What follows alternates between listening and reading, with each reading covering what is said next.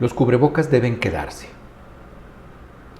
Al principio de la pandemia COVID-19, el uso de cubrebocas, barbijo o tapabocas no era recomendable, ya que la información respecto a ser una medida eficiente de protección en el mejor de los casos no demostraba una utilidad y en otros incluso era desfavorable. Conforme la gravedad de la pandemia se hacía evidente en países europeos y se extendía al resto del mundo, se publicó en la revista JAMA un artículo en el cual se probaba la utilidad del uso del cubrebocas para disminuir la velocidad de transmisión comunitaria.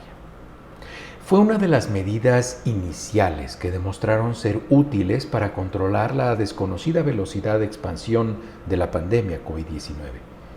Y en México se inició su recomendación de uso en ese momento. No fueron pocos los grupos de interés que usaron esto como arma política en diversos países del mundo. En los Estados Unidos, una fracción política era ferviente defensora del uso de cubrebocas y la estela de medios de comunicación afines defendían vibrantemente su uso. La otra fracción política decía que era una limitación a su libertad garantizada en la Constitución. Esto también se presentó en México en otro lamentable momento en el cual los discursos y las preferencias políticas y hasta personales tomaron el uso de cubrebocas como una herramienta más para dividir entre ellos y nosotros, los buenos y los malos. Y el uso de cubrebocas se utilizó como argumento, falso en realidad, como muchos otros, pero se usó para brincarse de ahí a la vida personal, a la preferencia política, a la apariencia física, al estatus socioeconómico, al color de piel y otras viejas rencillas entre grupos sociales y grupos de poder económico, político e ideológico. El poco o nulo respeto a los aspectos de salud pública relacionados con el uso de cubrebocas, qué tipo de cubrebocas, bajo qué circunstancias se recomendaba su uso y muchos otros aspectos fueron, como muchos otros, ignorados por políticos, comunicadores, medios de comunicación y eligieron usarlo como herramienta utilitarista para fines personales. Recientemente, el presidente de los Estados Unidos, Joe Biden, extendió hasta el 5 de mayo la recomendación para el uso de cubrebocas en espacios cerrados, el transporte público, aeropuertos, terminales de tren urbano y suburbano, autobuses, etc.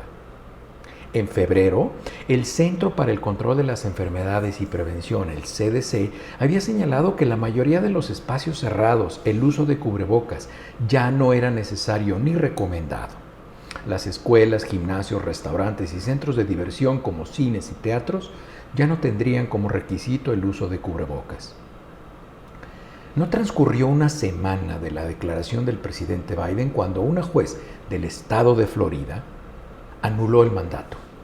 La respuesta de la Agencia de Seguridad de Transporte, TSA, líneas aéreas, aeropuertos, es iniciar una campaña para retirar los anuncios en los que se indica como necesario el uso de cubrebocas. Como lo he señalado repetidamente, el retiro del uso de cubrebocas debe ser algo diferenciado desde el punto de vista de salud pública. Debe aclararse en quiénes es aún recomendable el uso, en qué condiciones será en un futuro recomendable el uso en época de enfermedades de vías aéreas estacionales y otras medidas útiles que deberían ser la herencia de aprendizaje después de esta pandemia.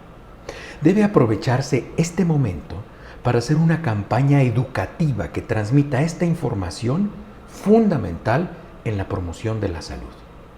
No es casualidad que en las 2 temporadas de enfermedades de vías aéreas estacionales transcurridas desde el inicio de la pandemia se hayan presentado muy pocos casos y aún menos casos de gravedad. El quedarse en casa, evitar espacios cerrados, el uso de cubrebocas y el lavado de manos contribuyeron de manera importante para ello. Es una buena oportunidad para que se adopte el uso de cubrebocas como una medida temporal en circunstancias específicas que es menester de las autoridades de salud identificar y transmitir a la población.